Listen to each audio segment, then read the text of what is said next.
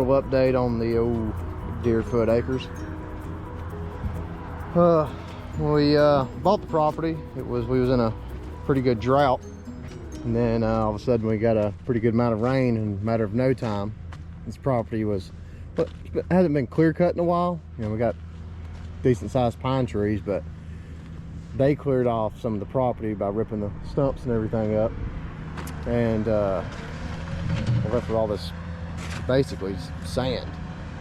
So where the road was supposed to go was right along these pine trees. You can tell it's washing. So we've moved it 50 foot up, cutting the new road through here. Brought in a good base. So far we've brought in 150 tons of chert. Let me add that up and I'll tell you how much that is. So 150 tons of chert delivered.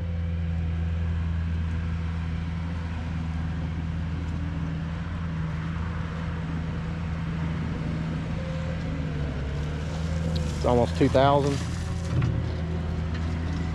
Like I said, this is pretty sandy soil, so the gravel would just sink right up in it, and then it rains, it would wash, and so we definitely didn't want that.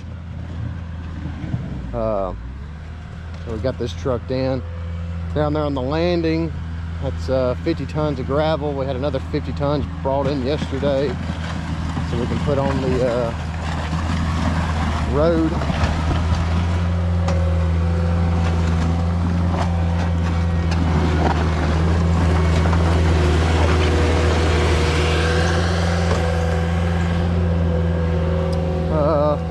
So gravel, we're in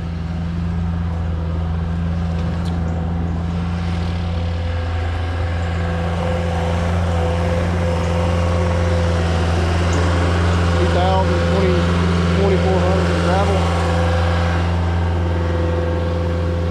It's 100 tons of gravel. Plus the pipe was 350, I think. It's 12-inch double-walled ADS drainage pipe. Plus it's a geotech mat. That's what I'm gonna be putting down for my road going up the hill. It's a fabric that goes down, and you set gravel on top of it so the gravel won't sink up in the dirt. It's they use it in Florida a lot to build highways. So hopefully it'll work pretty good. But if I do make one recommendation, if you're looking at property, don't go look at it in a drought. There used to be 3 pretty big pine trees right here. They were dead, and we knew it was in that drought, and it was kind of soft around those pine trees, but we didn't think too much about it. But you know, this is pretty good hillside all through here.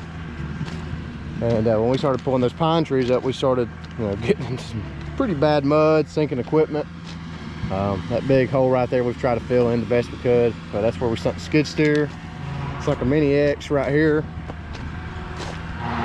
But now we've got hadn't rained in a week, and you know, we're moving pretty good amount of water through this. We bought seed, grass seed. We've got about 500 pounds of grass seed, Kentucky 31 rye, just a pasture mixture basically. Seed ran us about $1,000, $800, somewhere in there. So all in all right now, I think we're in 4,500, 5,000, and we've made it 100 feet off the main road there. So we're still working on trying to get an address with the county. Been going back and forth with them, trying to figure out the process. There's really no black and white answer on getting an address, but we don't really want our address to be, you know, 325 highway. You know, we don't want a highway address. We want to name our own road. So I think they're gonna let us go ahead with that. Once we get that official and everything, I'll let y'all know what the road name's gonna be. It's gonna be pretty cool. But my driveway is gonna go straight up through there. It's gonna make a slight turn. House be up there on the hill. Same way with Clay's. There'll be a gate there. It's gonna be a gate somewhere, not sure. Gate here, gate there, roundabout here, FedEx, and everybody else can turn around. You can pull a fire truck in here, turn the fire truck around easy. Basically like a landing. I think this was the landing when they logged it, because this right here is pretty hard. We didn't have to do too much to it. The Clay's driveway is going to kind of go up there, take a left, cut back right. It's going to be up there on the hill. Have a house on that hill looking this way, house on this hill looking this way, gate, private road. So that's the plan there. Can't get power or any utilities till we get an address, so we're hung up there. But hopefully we'll have an address within the next week or so. That's the plan here anyway. Hopefully have these roads done in the next week or two. That's the other plan. Once the roads are finished, next step's going to be utilities. Probably get a bigger dozer out here to do some grading work for the potential home sites. But that's gonna be about it on this update. I'll once we start getting gravel down, we'll start showing that. But we went with a number 4 gravel instead of like a crusher run or a 57. 57 would have been a good bit smaller. This will go further, packs better. So this right here is about the size of your typical number 57. I think that is 57. So compared to number 4, that's gonna pack a whole lot better. Goes a lot further, so more money for more bang for your buck. Especially when you got a 1,000-foot driveway. Probably a little longer actually. I don't really know the total footage. We called the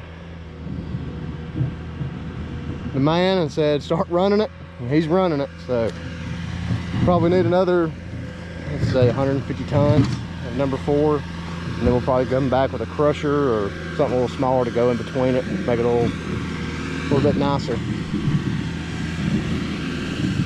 That's the update so far.